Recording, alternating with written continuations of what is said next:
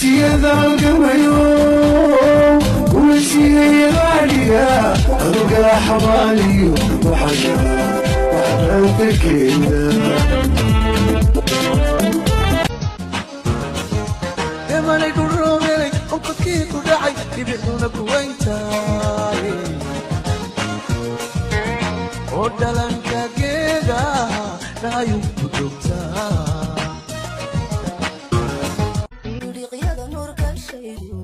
inaan bixiyoon kugu sooro oo baabacada dala saaro bilaahi